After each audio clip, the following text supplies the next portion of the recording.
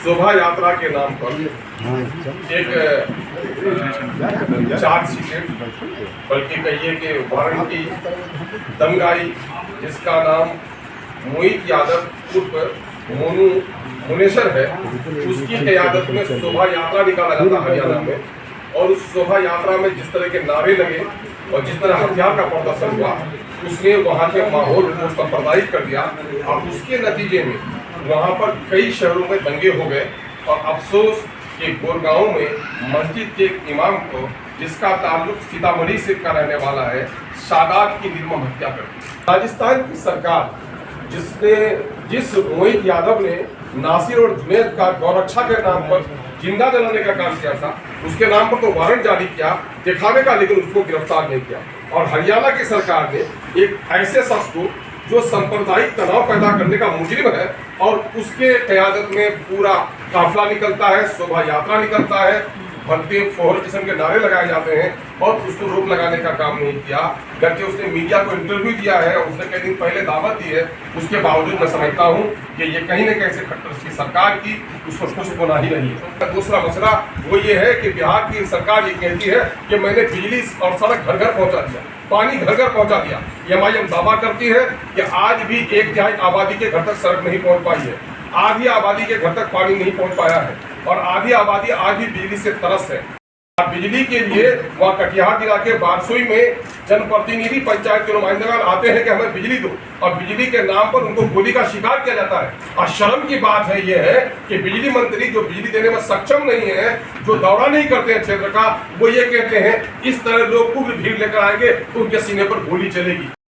50 लाख रुपए का मुआवजा इनके परिवार को, लोगों को दिया जाए। नीतीश कुमार जी कहते हैं कि राजस्व में सबसे देश की राज्य की संपत्ति में सबसे पहला अधिकार आपदा पीड़ितों का है। आपदा तो नेचुरल कैलेमिटीज भी है, लेकिन ये तो आपदा नहीं, ये तो आपकी लापरवाही का नतीजा है।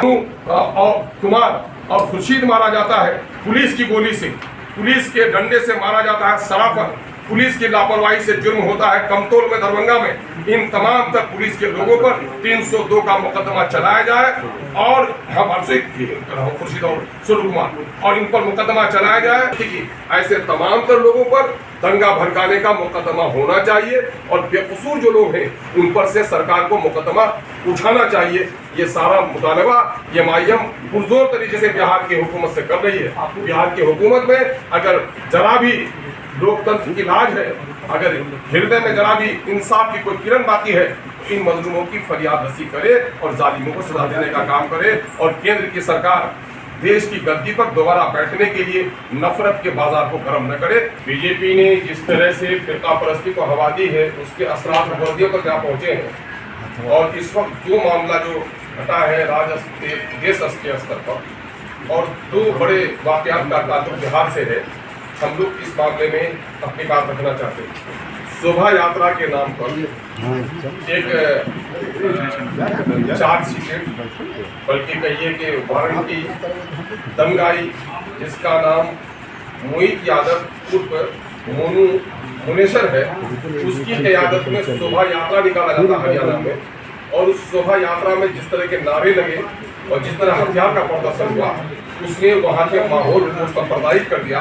और उसके नतीजे में वहाँ पर कई शहरों में दंगे हो गए।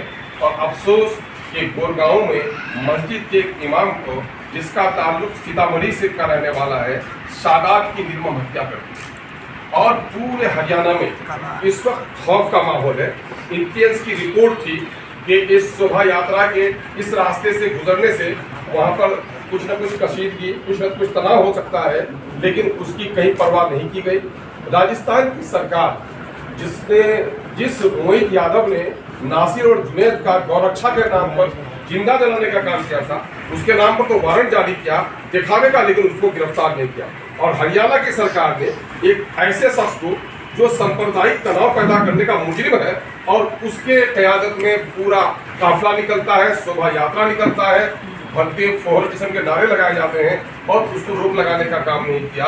करके उसने मीडिया को इंटरव्यू दिया है, उसने कई दिन पहले दावत दी है, उसके बावजूद मैं समझता हूँ कि ये कहीं न कहीं से खट्टर की सरकार की उसको कुछ होना ही नहीं है। दूसरा मसला वो ये है कि बिहार की सरकार ये कहती है कि मैंने बिजली और सड़क घर घर पहुँचा दिया, पानी घर घर पहुंचा दिया। एमआईएम दावा करती है कि आज भी 1/3 आबादी के घर तक सड़क नहीं पहुंच पाई है, आधी आबादी के घर तक पानी नहीं पहुंच पाया है और आधी आबादी आज भी बिजली से तरस है। बिजली के लिए वहाँ कटिहार जिला के बारसोई में जनप्रतिनिधि पंचायत के नुमाइंदगान आते हैं कि हमें बिजली दो, और बिजली के नाम पर उनको गोली का शिकार किया जाता है। और शर्म की बात है ये है कि बिजली मंत्री जो बिजली देने में सक्षम नहीं है, जो दौरा नहीं करते हैं क्षेत्र का, वो ये कहते हैं इस तरह लोग उग्र भीड़ लेकर आएंगे तो उनके सीने पर गोली चलेगी। 50 लाख रुपए का मुआवजा इनके परिवार को लोगों को दिया जाए। नीतीश कुमार जी कहते हैं कि राजस्व में सबसे देश की संपत्ति, राज्य की संपत्ति में सबसे पहला अधिकार आपदा पीड़ितों का है। आपदा तो नेचुरल कैलेमिटीज भी है, लेकिन ये तो आपदा नहीं, ये तो आपकी लापरवाही का नतीजा है। तो इन तमाम तर फैमिली को 50 लाख रुपए का जुर्माना हो या हर्जाना हो या उनकी फैमिली के लिए सहायता राशि हो, ये देने का ऐलान करें। साथ ही उनके घराने के एक फर्द को सरकारी नौकरी दे और मुतालबा है कि चेतन कुमार को फांसी दी जाए और उस पर यूएपीए नाफिज किया जाए।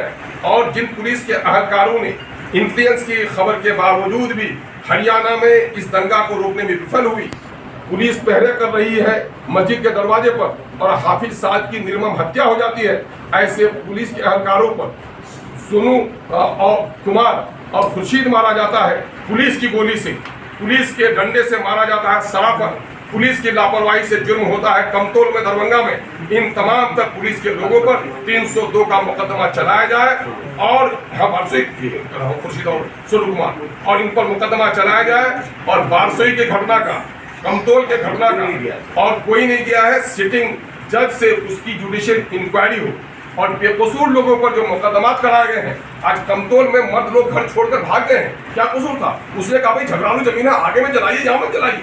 वहां के कुछ राजनेताओं ने उसको हवा दे दिया और पुलिस ने पूरी सरपरस्ती